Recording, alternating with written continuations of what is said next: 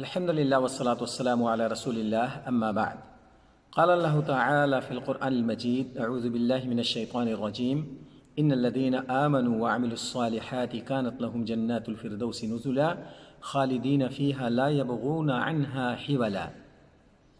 بے شک جو لوگ ایمان لائے اور عمل صالح کیے ان کے لیے الفردوس باغات کی مہمانی ہے جس میں وہ ہمیشہ رہیں گے اور وہاں سے کبھی ٹرانسفر ہونے کی سوچیں گے بھی نہیں، نقل مکانی کا ارادہ تک نہیں کریں گے۔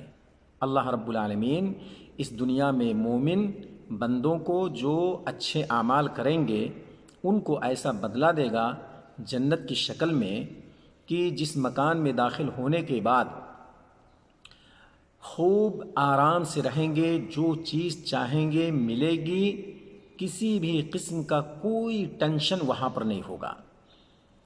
ہم یہاں دنیا کے اندر ایک مکان بنا لیتے ہیں تو اس سے بڑے کی سوچتے ہیں، یا گاؤں دیہات میں رہنے کے بعد شہر میں نقل مکانی کی سوچتے ہیں، جھوپڑ پٹی میں رہنے کے بعد فلیٹ کا ارادہ کرتے ہیں۔ یہ ہم ٹرانسفر ہوتے رہتے ہیں اور سوچتے رہتے ہیں، ایک آفس سے دوسری آفس میں، اس آفس سے ایک تیسری آفس میں۔ یہ ایک دنیا ہے جس کو ہم مکمل نہیں کر سکتے ہیں اور نہ اپنے ارادے کو مکمل کر سکتے ہیں۔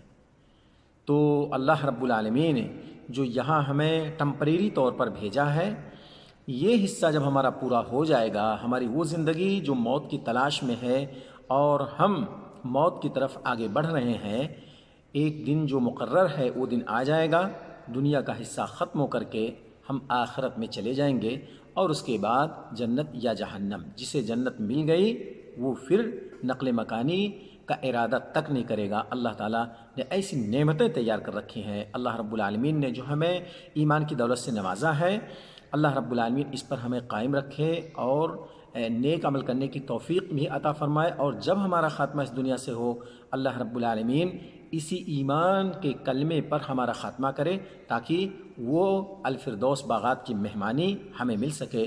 اللہ ہمیں اس بات کی توفیق عطا فرمائے کہ ہم اس کی تگ و دو میں لگے رہیں۔ وآخر دعوانا ان الحمد للہ رب العالمین۔